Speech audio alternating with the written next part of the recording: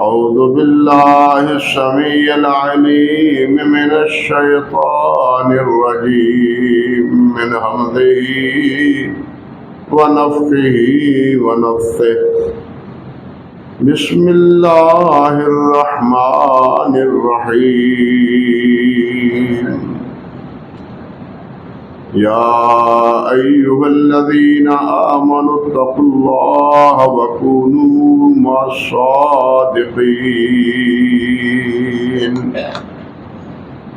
سبحان ربك رب العزة عما يصفون وسلام على المرسلين والحمد لله رب العالمين.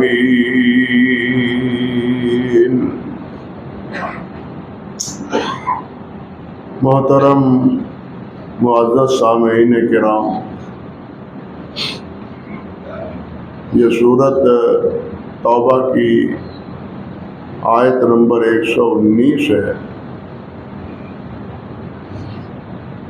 جس میں اللہ سبحانہ و تعالی نے اہل ایمان سے یہ بات ارشاد فرمائی ہے کہ ایمان والو اللہ سے ڈرو اور سچوں کے ساتھی بن جاؤ، وَكُونُوا مَعَ الصَّادِقِينَ، جو سچے ہیں ان کا ساتھ دو۔ حضرت عبداللہ بن عمر، سعید بن جبیر اور دوسرے بہت سے حضرات، تمام مفسرین بلکہ، وہ فرماتے ہیں کہ اس سے مراد نبی کریم حضرت محمد رسول اللہ صلی اللہ علیہ وسلم اور صحابہ کرام رضوان اللہ علیہم اجمعین، کیونکہ سچوں کے پیشوا حضرت محمد رسول اللہ صلی اللہ علیہ وسلم تھے، اور آپ کے پیروکار بھی صادقین تھے، سچے تھے۔ یہ آیت غزوہ تبوک کے پس منظر میں نازل ہوئی، اور وہ بھی ان 3 حضرات کے پس منظر میں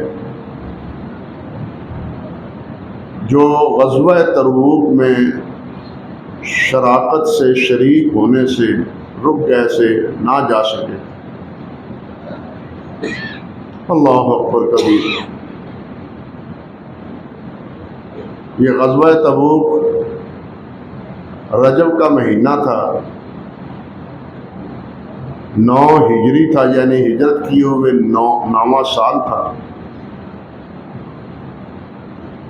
موسم شدید گرم، کھجوریں بالکل پکنے کے قریب پہنچی ہوئی تھی، جن پر کہ پورے عرب کا دار و مدار ہے، جن کی خوراک کا اور جن کے کھانے پینے۔ گرمی شدت کی، ان حالات میں بھی نبی علیہ السلام کو جب پتہ چلا کہ روم والے وہ کچھ پیش قدمی کرنا چاہتے ہیں، تو نبی کریم صلی اللہ علیہ وسلم نے ان کے آگے بڑھنے سے پہلے خود اقدام فرما دی۔ یہ بات بتلاتی ہے کہ مسلمان کو، اہل ایمان کو کمزوری کا مظاہرہ نہیں کرنا چاہیے۔ اگر دشمن کی طرف سے کوئی بھنک پڑے تو انہیں فوراً تیار رہنا چاہیے، اور اپنی تیاری کا بلکہ مظاہرہ بھی کر دینا چاہیے۔ اس سے یہ بات ثابت ہوتی ہے نا۔ اللہ اکبر کبیرہ۔ اور یہ پہلا مرحلہ تھا جب 30,000 کا لشکر لے کے نبی علیہ السلام روانہ ہوئے۔ اتنا بڑا لشکر پہلے کسی بھی جنگ میں نہیں شریک ہوا۔ فتح مکہ کے بعد تھا، اس لیے فتح مکہ کے بعد جو مسلمان ہوئے تھے وہ بھی بکثرت اس غزوہ میں شریک ہوئے۔ مہاجرین تو تھے ہی تھے، لیکن انصار میں کچھ ساتھی اس غزوے میں شریک ہونے سے رہ گئے۔ ان میں سے 7 تو وہ تھے جنہوں نے نبی کریم صلی اللہ علیہ وسلم کی خدمت میں حاضر ہو کے یہ عرض کیا کہ حضور ہمارے پاس زیادہ راہ نہیں ہے، کوئی سواری نہیں ہے، اگر سواری میسر آئے یا کوئی اور سبیل بن جائے تو ہم ہر صورت آپ کے ساتھ جانے کے لیے تیار ہیں۔ مگر نبی کریم صلی اللہ علیہ وسلم نے فرما دیا لا اجد ما احملکم علیہ، میرے پاس سواری کا کوئی انتظام۔ اللہ رب العزت نے فرمایا تولوا واعینہم تفیض من الدمع، وہ وہاں سے آپ کی مجلس مبارک سے اٹھے اور ان کی آنکھیں زار و قطار رو رو کے بہ رہی تھی۔ تفیض یک بارگی بہنے کو، آگے بڑھنے کو کہتے ہیں۔ یہ طواف افاضہ بھی اسی سے۔ بہت شدید روئے اس غم میں کہ اللہ یجد ما ینفقون، کہ ہمارے پاس کچھ ہے نہیں کہ ہم خرچ کریں، اور نبی علیہ السلام کے ہمراہ جا پڑے۔ یہی وہ غزوہ ہے جس میں نبی کریم صلی اللہ علیہ وسلم نے صحابہ کرام رضوان اللہ علیہم اجمعین کو یہ فرمایا کہ جو توفیق ہے سب یہاں جمع کروائیں۔ معروف بات ہے، حضرت ابوبکر صدیق رضی اللہ تعالیٰ عنہ گھر کا سارا اثاثہ سمیٹ کے آپ کی خدمت میں لے۔ حضرت عمر فاروق رضی اللہ تعالیٰ عنہ گھر کا آدھا اثاثہ وہ لے کے حاضر ہوئے۔ حضرت عبد الرحمن بن عوف 20 کلو چاندی نبی کریم صلی اللہ علیہ وسلم کی خدمت میں انہوں نے لا کے پیش۔ حضرت عثمان غنی رضی اللہ تعالیٰ عنہ کا ایک قافلہ تجارت کے لیے تیار تھا، 200 اونٹوں پر جو مشتمل تھا، تو انہوں نے اعلان کر دیا کہ حضور یہ میرا پورا قافلہ اونٹوں کا یہ میں اس جنگ کے لیے وقف کرتا ہوں۔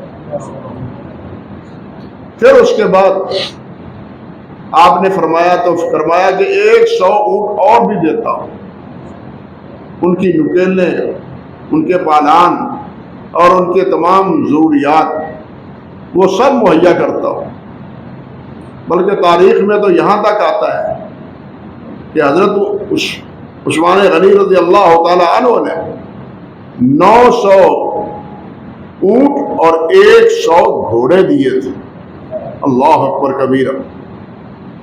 اور اس کے ساتھ یہ سمجھیے 1000 دینار جس کی مالیت 5.5 کلو سونے کی، دینار سونے کا ہوتا تھا، 5.5 کلو سونا، وہ بھی نبی علیہ السلام دیناروں کی شکل میں، درہم چاندی کے ہوتے تھے اور دینار سونے کے ہوتے تھے، وہ بھی لا کے نبی علیہ السلام کے دامن میں اڈیل دیے۔ اور نبی علیہ السلام اپنے دستے مبارک سے انہیں کبھی اوپر کر کے نیچے گراتے، اوپر کر کے نیچے گراتے، اور فرماتے اللہم انی ارضی منک، اللہ میں عثمان سے راضی ہو گیا تو بھی راضی ہوئے۔ اور کبھی یہ فرماتے کہ آج کے بعد عثمان نے جو بھی عمل کیا اللہ اس کا کوئی ضرر عثمان کو نہیں پہنچے گا۔ یہ بشارتیں بھی نبی علیہ السلام نے۔ حضرت عبد الرحمن بن عوف رضی اللہ تعالی عنہ نے 29 کلو چاندی وہ نبی علیہ السلام کی خدمت پیش کی۔ بعد وہ بھی تھے اللہ اکبر کبیرہ جو رات کو مزدوری کرتے تھے اور جو مزدوری میں ملتا تھا دے لا کے نبی علیہ السلام کی خدمت میں پیش کر دیتے. اگر کسی کے گھر میں آدھا پاؤں بھی کھجور کی پڑی ہے تو وہ بھی لا کے دے دیتے. حضرت عاصم بن عدی رضی اللہ تعالی عنہ نے 13.5 ٹن کھجور نبی علیہ السلام کی خدمت میں پیش کی. 13.5 ٹن، من نہیں، ٹن کھجور دی تھی حضرت عاصم بن عدی رضی اللہ تعالی عنہ نے. اللہ اکبر کبیر. تو اس طرح یہ قافلہ تیار ہوا تھا. لیکن 30,000 افراد کے لیے نہ سواریاں میسر، نہ خوراک کا پورا انتظام. راستے میں خوراک بھی ختم، پانی بھی ختم. خوراک کی بجائے پھر پتوں پر گزارا کر رہے ہیں. اللہ اکبر کبیرہ. اور راستے میں پھر جو معجزات نبی علیہ السلام کے دست مبارک سے برآمد ہوئے وہ مستقل ایک عنوان. اسی راستے میں آتے ہوئے بھی اور جاتے ہوئے. تو خیر یوں یہ قافلہ یہاں سے روانہ ہوتا ہے مدینہ طیبہ سے، اور ان میں حضرت کعب اور ان کے 2 ساتھی زرارہ اور ایک اور ساتھی، یہ 3 ساتھی پیچھے رہ جاتے ہیں. حضرت کعب رضی اللہ تعالیٰ عنہ وہ تھے، اللہ اکبر کبیرہ، جو بیعت عقبہ میں شامل ہوئے تھے. یعنی جب نبی علیہ السلام ہجرت کر کے مدینہ طیبہ تشریف نہیں لائے تھے تو اس وقت اس بیعت میں بھی حضرت کعب بن مالک شریک رضی اللہ تعالی عنہ بدری بھی تھے، زرارہ بھی بدری تھے، جس طرح کہ امام بخاری رحمۃ اللہ علیہ نے ذکر کیا ہے. لیکن یہ جا نہ سکے. وہ 7 انصار وہ تو روتے ہوئے واپس پلٹ گئے. یہ وسائل ہوتے ہوئے بھی، اور خواب خود بیان کرتے ہیں کہ میرے پاس تیز رفتار اٹھنی تھی، میں نے کہا 30,000 کا قافلہ ہے، میں جا ملوں گا، سواری بھی دستیاب ہے، چل نکلوں گا. لیکن انہی باتوں میں دن گزر گئے، اور پھر اب دل میں یہ خیال کہ آپ تو دور جا چکے ہوں گے، پتہ نہیں میں ملوں بھی یا نہ ملوں. اسی مخمصے میں وہ پیچھے رہ گئے اور جنگ میں شریک نہ ہو سکے.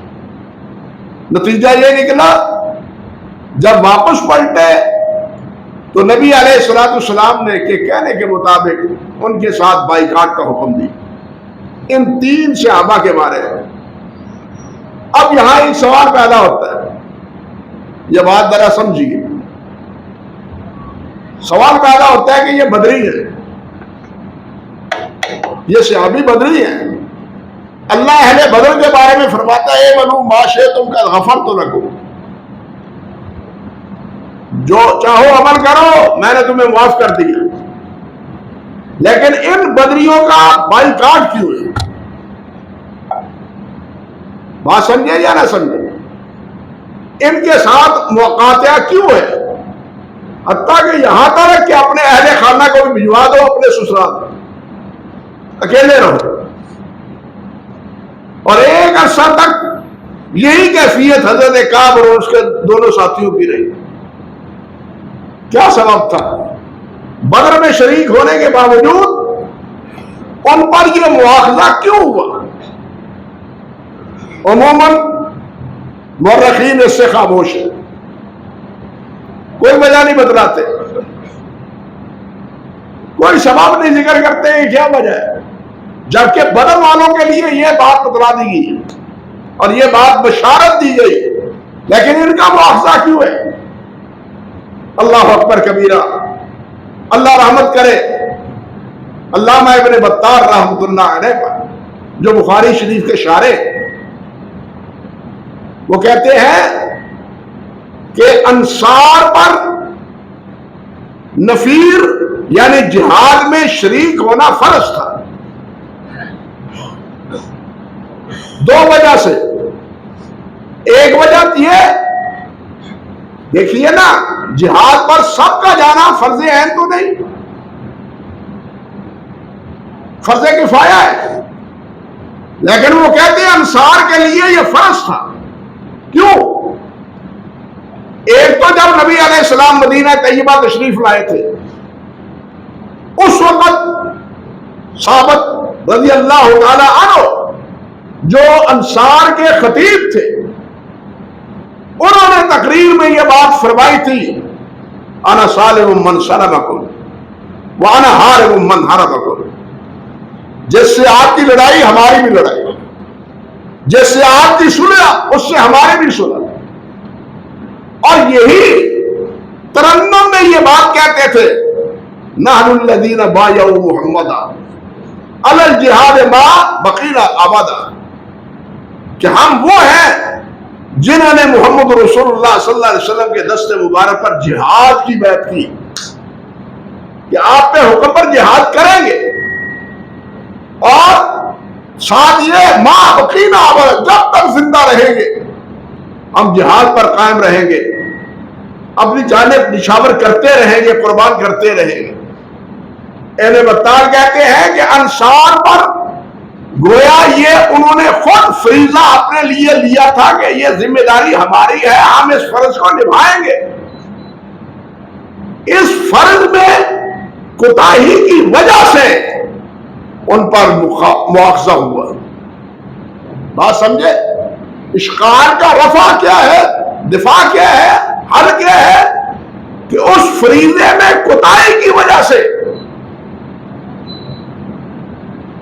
ان پر مواخذہ ہوا، کہ تم نے تو حد کر رکھا تھا، تم نے تو بیعت کر رکھی تھی، تم تو اس ترنم کے گیت گاتے تھے کہ نحن الذین بایعوا محمدا علی الجہاد ما بقینا ابدا، تو آج پیچھے کیوں ہے؟ اس پس منظر میں جناب ان کا مخاطب، ورنہ وہ تھے اہل بدر، اور اہل بدر کے بارے میں تو اللہ ذو الجلال والاکرام بشارت دے چکے تھے، حکم فرما چکے تھے۔ اور یقین جانیے میں اس مسئلے میں، اس اشکال میں کئی مہینوں تک پریشان رہا، بہت سارے ساتھیوں سے بھی پوچھا، لیکن کوئی اطمینان بخش جواب نظر نہیں آیا۔ حافظ ابن حجر رحمۃ اللہ علیہ نے بھی فضل الباری میں یہ اشکال ذکر کر کے خاموشی اختیار کر لی، کوئی جواب نہیں دیا۔ لیکن اگر کوئی جواب ہے تو وہ وہی ہے جو علامہ ابن بطال رحمۃ اللہ علیہ نے شرح بخاری میں دی ہے۔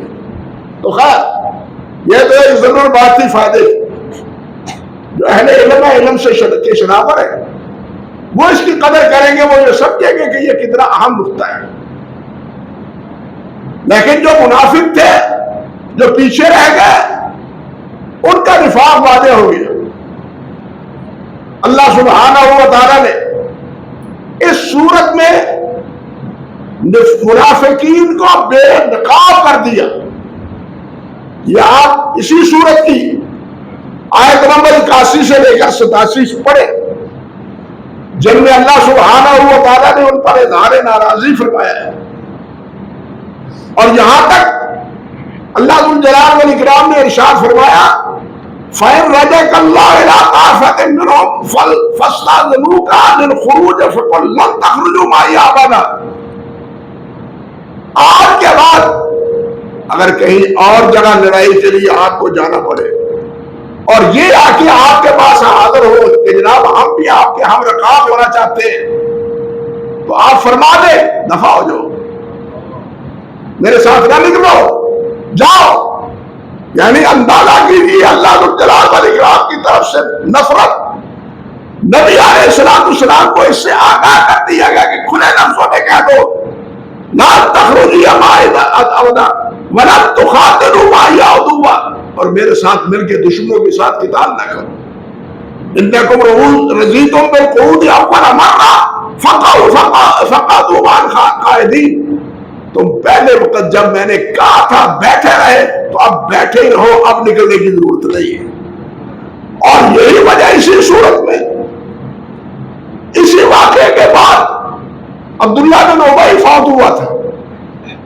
عبداللہ بن ابی جو راس المنافقین تھا، وہ غزوہ احزاب کے اس غزوہ تبوک کے بعد فوت ہوا تھا، اور اس صورت میں اس کے بارے میں بھی آپ نے جنازہ پڑھانا چاہا، حضرت عمر فاروق نے روکا، مگر بلاخر اللہ ذو الجلال نے فرمایا وَلَا تُصَلِّ عَلَىٰ أَحَدٍ مِّنْهُمْ مَاتَ أَبَدًا، ولا تقم على قبره انهم كفروا بالله ورسوله وماتوا وهم فاسقون.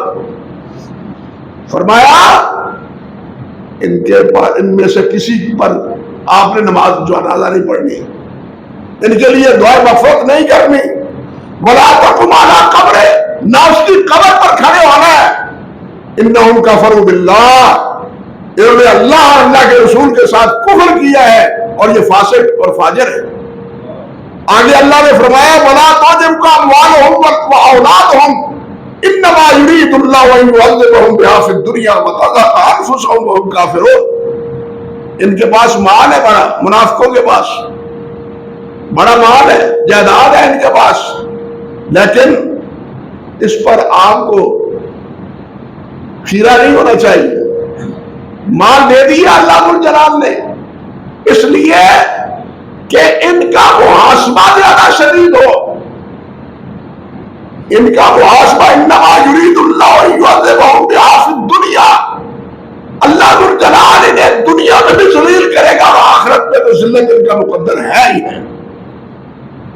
اللہ اکبر کبیرہ. اور ان کے ساتھ آخر میں کیا کہا؟ رضوا بأن يكونوا مع الخوالف وطبع على قلوبهم فهم لا يفقهون. فرمایا یہ اس بات پر راضی ہو گئے کہ ہم پیچھے بچ گئے. یہی وہ لوگ تھے جو کہتے تھے کہ نہ نکلو، یہ فارع المخلفون بمقادم خلاف رسول اللہ وکرہوا ان یجاہدوا باموالہم وانفسہم فی سبیل اللہ وقالوا لا تنفروا فی الحر قل نار جہنم اشد حرا لو كانوا يفقهون. یہی کہتے تھے اوے نہ جاؤ، اوے نہ جاؤ، اتنی شدت کی گرمی، مرنا ہے. 1000 میل کی مسافت ہے، 1000 میل آنا، 1000 میل جانا. خرچ تمہارے پاس نہیں ہے، سواری ہے تمہارے پاس نہیں ہے. ایک سواری 18 افراد کے تقسیم میں آتی تھی، ایک سواری، اور باری باری یہ 18 افراد ایک ایک اونٹ پر ایک سواری پر بیٹھتے تھے. اسی لیے اس لشکر کو جیش الاسرا کہا گیا، تنگی کا لشکر. بہت تنگ دامنی تھی، موسم کی سختی اس سے علاوہ تھی، اسی لیے یہ منافق کہتے لا تنفروا فی الحر. اللہ فرماتے ہیں ان سے کہو قل نار جہنم اشد حرا، اس گرمی سے جہنم کی گرمی اور بہت سخت ہے. لو کانوا یفقہون، کاش کہ انہیں پتہ چل جائے. اللہ اکبر کبیرہ. لیکن ساتھ ہی اللہ ذو الجلال نے فرمایا لیکن الرسول والذین آمنوا معه جاہدوا باموالہم وانفسہم واولئک لهم الخیرات واولئک هم المفلحون. لیکن وہ لوگ جو رسول اللہ صلی اللہ علیہ وسلم اور آپ کے ساتھ نکلے، اپنے مالوں سے اپنے جانیں بھی لے کے گئے، مال بھی لے کے گئے، فرمایا واولئک لهم الخیرات، انہی کے لیے انہی کا مقدر بھلائی ہے. واولئک هم المفلحون، اور وہی کامیاب اور کامران ہونے والے. اور انہی کامیابوں کے بارے میں بالآخر ان کی توبہ کے بعد اللہ نے فرمایا کہ متقین، ان صدیقین، سچ بولنے والے، سچ کہنے والے، ان کا ساتھ دو. حضرت کعب فرماتے ہیں رضی اللہ تعالیٰ عنہ واللہ ما انعم اللہ علی نعمہ، اللہ کی قسم اسلام کے بعد سب سے بڑی نعمت جو اللہ نے مجھے دی ہے وہ یہ کہ میں نے اس غزوے میں نبی علیہ السلام کی واپسی پر آپ کے سامنے سچ بولا اور میری پاکیزگی اللہ ذو الجلال نے کر دی. جو بڑی نیکی ہے میری اسلام کے بعد، حالانکہ یہ کہاں کیا ہے؟ بدری ہے. حالانکہ یہ کیا ہے؟ بدری ہے، احد میں شریک ہے، فتح مکہ میں شریک ہے، تمام غزوات میں شریک ہے. لیکن کہتے ہیں نہیں، میرے نزدیک اسلام کے بعد سب سے بڑی میری نیکی یہ ہے کہ میں نے اللہ کے رسول کے سامنے سچ بولا ہے. تو یہ ہے اولئک هم الصدیقون، یہ ہے سچے. کونوا مع الصادقین، سچوں کے ساتھ دو. اور یہ سچے کون ہیں؟ صحابہ کرام رضوان اللہ علیہم اجمعین. مہاجرین بھی ہیں، انصار بھی ہیں، بلکہ تمام صحابہ کرام رضوان اللہ علیہم اجمعین۔ اللہ سبحانہ و تعالیٰ نے مہاجرین کے بارے میں سورۃ الحشر میں فرمایا للفقراء المہاجرین الذین اخرجوا من دیارہم واموالہم یبتغون فضلا من اللہ ورضوانا وینصرون اللہ ورسولہ اولئک هم الصادقون۔ یہ مہاجر ہیں، یہ سب سچے ہیں۔ مہاجر کون ہے؟ سب سچے ہیں۔ پھر باری آئی صحابہ کی، عام اللہ رب جلال سورۃ حجرات میں فرماتے ہیں انما المؤمنون الذین آمنوا ورسولہ اولئک هم الصادقون، کہ وہ لوگ جو رسول اللہ صلی اللہ علیہ وسلم پر، اللہ اور اللہ کے رسول پر ایمان لائے، ثم لم یرتابوا، پھر اس میں شک نہیں کیا، ایمان پر پکے رہے، وجاہدوا باموالہم وانفسہم فی سبیل اللہ، اور انہوں نے اپنے مالوں سے اور اپنے نفس آپ سے جہاد کیا اللہ کی راہ میں، اولئک هم الصادقون، یہ سب سچے ہیں۔ یہ مہاجرین ہوں، یہ انصار ہوں، جو مجاہدین ہیں، جو شریک رہے ہیں غزوات میں، اللہ ان سب کو کیا کہہ رہا ہے؟ یہ صادقین ہیں۔ یہ صادق، اللہ اکبر، یہ بھی سمجھیے، یہ صدق، یہ قسم کی ضد ہے، جھوٹ کے برعکس۔ صدق کس کو کہتے ہیں؟ کہ جو بات دل میں ہو، زبان اس کی ترجمان ہو، دل میں کچھ اور ہو، زبان کچھ اور کہہ رہی ہو، تو یہ شخص صادق نہیں ہے، جھوٹا ہے۔ یہ صادق نہیں ہے بلکہ جھوٹا ہے۔ حافظ ابن قیم رحمۃ اللہ علیہ نے فرمایا ہے کہ صدیق وہ ہے جن میں تین صفتیں پائی جائیں: صدق فی الاقوال، صدق فی الافعال، صدق فی الاحوال۔ سمجھیے باتیں، صدق فی الاقوال، قول جو بھی بولے، منہ سے جو بولے سچ بولے، جھوٹ اس کے منہ پر نہ آئے، اور صدق فی الاقوال، صدق فی العمل، اور جو بھی عمل کرے اللہ اور اللہ کے رسول کی اطاعت میں، وہ صداقت پر مبنی، اس میں ریا نہ ہو، دکھلاوا نہ ہو، یا کسی اور چیز کی آمیزش نہ ہو، خالص اللہ کی رضا کے لیے۔ وصدق فی الاحوال، اس کے احوال، تمام زندگی کے حالات وہ سچائی پہ مبنی ہو، اس کا لین دین، اس کا اٹھنا، اس کا بیٹھنا، اس کا چلنا پھرنا، اس کا معاملات کرنا، اس کے ساتھ اس کے گھریلو معاملات، اس کے لوگوں سے معاملات، یہ سارے کے سارے صدق پر مبنی ہو۔ یہ ہے صدق فی الاقوال۔ دوسرا صدق فی الاعمال، تیسرا صدق فی الاحوال۔ اور آگے کہتے ہیں کہ یہ صدیقین، صحابہ کرام، ان صدیقین میں اونٹ کی کوہان ہوتی ہے نا، کوہان سب سے اونچی، ابو بکر صدیق اس وصف صدیقیت میں اونٹ کی کوہان کی مانند تھے۔ صدیقین تمام صحابہ کرام میں حضرت ابو بکر صدیق رضی اللہ تعالی عنہ اونٹ کی کوہان کی مانند تھے، کہ صدیق کے وصف میں سب سے زیادہ اونچے حضرت ابو بکر صدیق۔ اسی لیے تمام امت کے نزدیک، سوائے رافضیوں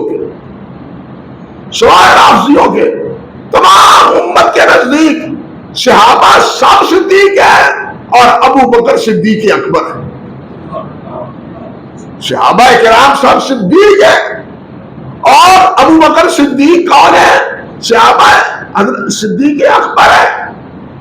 بھائی جب ہم صحابہ کی بات کرتے ہیں تو اس سے مراد صرف حضرت ابو بکر صدیق ہی نہیں ہوتے، تمام صحابہ، تمام ازواج مطہرات، تمام اہل بیت سب شامل اس میں ہوتے ہیں، بلکہ اہل بیت ان کا حق تو صحابہ کرام سے بھی ڈبل ہے، ایک وہ صحابی ہونے کے ناطے اور ایک نبی کریم صلی اللہ علیہ وسلم کے ساتھ قرابت داری ہونے کے ناطے۔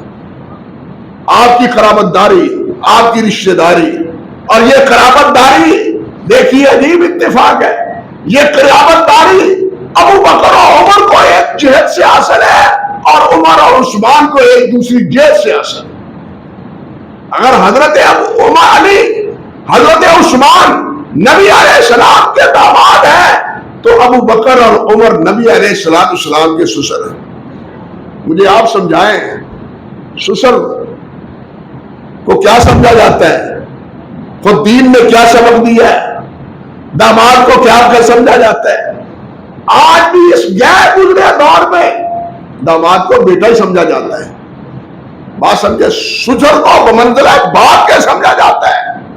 تو یہ کیفیت تھی حضرت ابو بکر و عمر اور پھر حضرت عثمان اور حضرت علی کے مابین، بلکہ حضرت عثمان کو تو یہ امتیاز بھی حاصل تھا کہ ان کے عقد میں بیک وقت نبی علیہ السلام کی 2 صاحبزادیاں آئیں، اور یہ اعزاز ایسا ہے کہ اس امت میں ہی نہیں پوری امتوں میں صرف حضرت عثمان کو حاصل ہے۔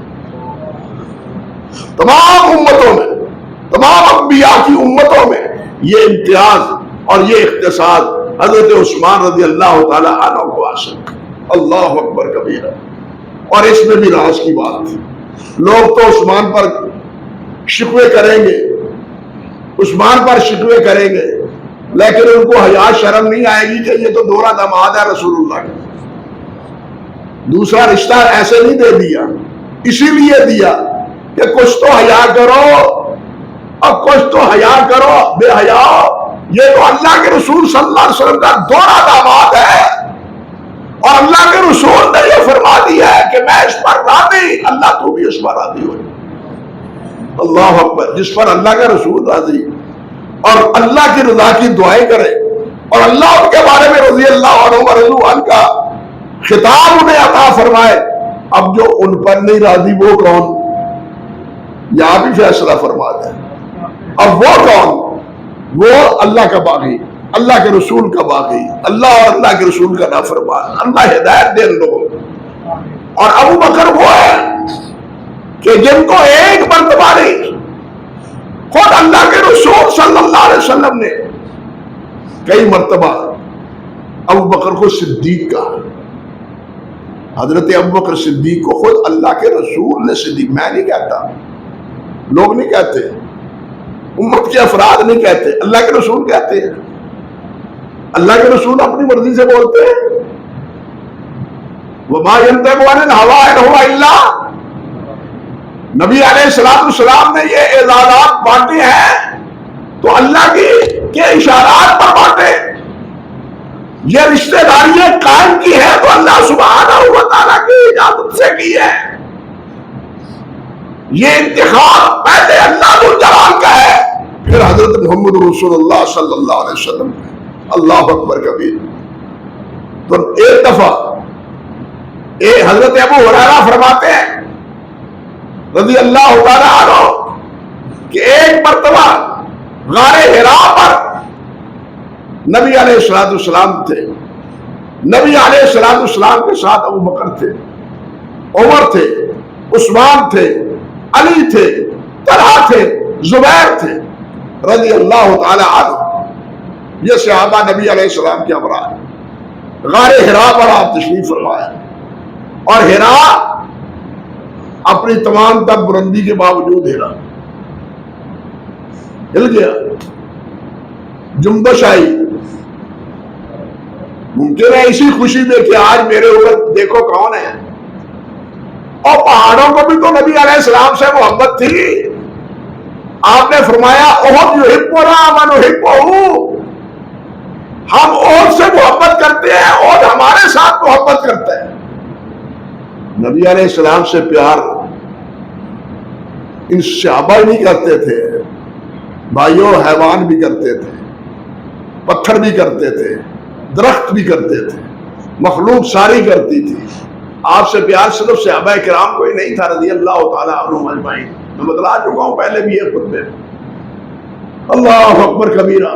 تو ان پتھروں کو بھی وہ عنانا، کھجور کا تنا جس کے سر پر ہاتھ رکھ کے اس کے اوپر ہاتھ رکھ کے خطبہ ارشاد فرماتے جب ممبر مبارک کا انتظام ہو گیا اس کو ہٹا دیا گیا تو کیا اس سے جدائی کے رونے کا آواز آئی ہے یا نہیں آئی؟ ان کو بھی محبت تھی، درختوں کو بھی۔ نبی علیہ السلام نے فرمایا کہ آؤ چل کے، درخت زمین پھاڑ کے نکلتا چلا آیا، فرمایا نکل جاؤ واپس چلے جاؤ، پھاڑتا ہوا زمین واپس چلے گیا۔ درخت بھی، پتھر بھی، حیوان ہی، انسان ہی ایک ایسا ہے جو بے رحم دل ہے۔ انا للہ و انا الیہ راجعون۔ تو وہ ہیرا نبی علیہ السلام نے ایڑی مبارک ماری، اسکن یا ہیرا فإنما علیک نبی وصدیق وشہداء، تیرے اوپر نبی ہے، تیرے اوپر صدیق ہے، تیرے اوپر شہید ہے۔ یہ عثمان بھی شہید، علی بھی شہید، عمر بھی شہید، عمر بھی شہید، عمر بھی شہید، عثمان بھی شہید، علی بھی شہید، طلحہ بھی شہید، زبیر بھی شہید۔ اب دیکھیے ذرا اللہ ذو الجلال نے کیا فرمایا ہے، اللہ اکبر کبیرہ۔ اللہ ذو الجلال فرماتے ہیں کہ وَمَن يُطِعِ اللَّهَ وَرَسُولَهُ فَأُولَٰئِكَ مَعَ الَّذِينَ أَنْعَمَ اللَّهُ عَلَيْهِم مِّنَ النَّبِيِّينَ وَالصِّدِّيقِينَ وَالشُّهَدَاءِ وَالصَّالِحِينَ۔ نبی کے بعد کس کا مقام ہے تو وہ صدیق کا مقام ہے، صدیقیت کا مقام ہے نبوت کے بعد، اور کوئی مقام نہیں۔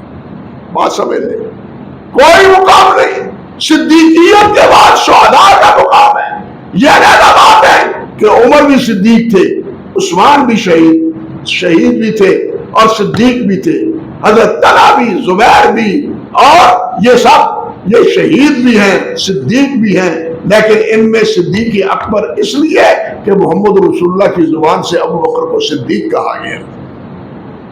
اسی طرح دوسری حدیث میں صحیح بخاری میں، یہ مسلم کی روایت ہے، دوسری صحیح بخاری کی روایت ہے کہ نبی علیہ السلام اور پہاڑ پر تشریف لے گئے، آپ کے ہمراہ ابو بکر تھے، حضرت عمر تھے رضی اللہ تعالی عنہما، اور احد جو محبت کرتا تھا وہ پھر ہلا، اسی محبت میں پھر ہلا، اللہ اکبر کبیرہ۔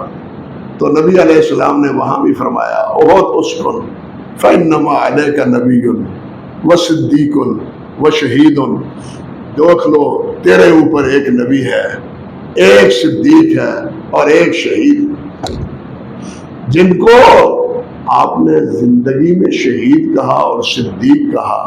اب ان کی شہادت اور ان کے ایمان پر باس اپنے ایمان کی بربادی ہے یا نہیں؟ اس صدیق کے بارے میں لب کشائی اپنے ایمان کی بربادی ہے یا نہیں؟ وہ کرتا ہے تو کرتا پھر ہے، لیکن ہمارا ایمان یہی ہے، ہمارا ایمان یہی ہے کہ آپ صدیقوں میں صدیق اکبر تھے، اور یہ اس بات پر تمام کا اتفاق۔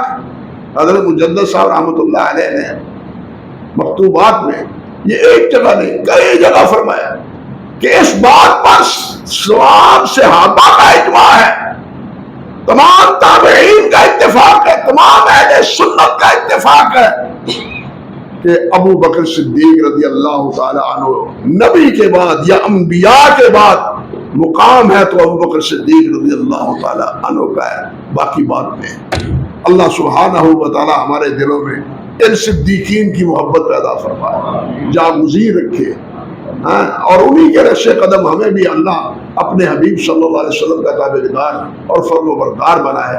اس کی باقی بات جو ہے وہ انشاءاللہ اللہ نے چاہا تو آئندہ خطبے میں عرض کروں گا۔ اقول قولی ھذا استغفر اللہ لی ولکم ولسائر المسلمین۔